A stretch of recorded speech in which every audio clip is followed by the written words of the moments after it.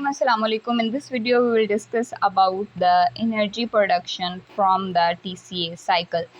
TCA cycle से हमें कितनी एनर्जी मिल रही होती है। तो TCA साइकिल के बारे में मैंने आपको पिछली वीडियो में सारा बताया है कि कैसे सारे स्टेप्स हो रहे होते हैं, ठीक है, कि ये सारा उसका साइकिल था। अब जब सिट्रेट आइसोसिट्रेट में कन्वर्ट होता है, फिर आइसोसिट्रेट अल्फा कीटोग्लूटरेट में जब कन्वर्ट होता है तो एक NADH का मॉलिक्यूल यहाँ से मिलता है। जब अल्फा कीटोग्लूटरेट सक्सिनाइल कोए में कन्वर्ट होता है तो एक NADH का मॉलिक्यूल यहाँ से मिलता है। जब सक्सिनाइल कोए सक्सिनेट में कन्वर्ट होता है तो एक ATP एंड GTP का मॉलिक्यूल मिलता है। इसी तरह सक्सिनेट फ्यूमारेट में तो FADH2, और जब फ्यूमारेट मैलेट में कन्वर्ट होता है तो NADH का मॉलिक्यूल मिलता है। यानी टोटल 3 NADH के मॉलिक्यूल, एक FADH2 का और एक GTP का मॉलिक्यूल मिल रहा है जब सक्सिनाइल को एसिटाइल को आता है TCA साइकिल के अंदर।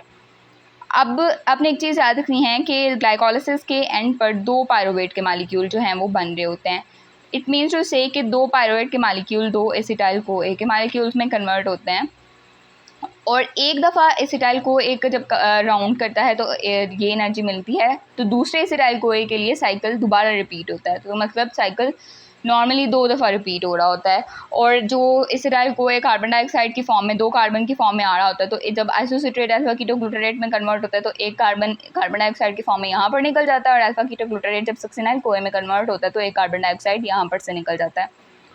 सो टोटल हमारे पास अगर एक साइकिल की बात करें तो 3 NADH के मॉलिक्यूल्स हैं, एक FADH का है, FADH2 का, और एक GTP का मॉलिक्यूल है। अब जब इलेक्ट्रॉन ट्रांसपोर्ट चेन में NADH जाता है तो एक NADH से हमें 3 ATP के मॉलिक्यूल्स मिलते हैं। तो it means to say we will multiply it with 3 and we have 9 ATP molecules from NADH, and from FADH we have 2 ATP molecules और एक GTP का मॉलिक्यूल, यानी ये भी एक ATP मिल गई यहाँ पर से। तो टोटल जो हैं वो 12 ATP के मॉलिक्यूल्स मिलते हैं एक राउंड ऑफ TCA साइकिल से। और जब दूसरी दफ़ा साइकिल रिपीट होगा तो हमें टोटल फिर यही वाले प्रोडक्ट्स दोबारा मिलेंगे। तो 24 ATP के मॉलिक्यूल्स मिलते हैं from the 2 rounds of the TCA cycle and 12 ATP molecules from the 1 round of the TCA cycle. So this is the energy yield of the TCA cycle.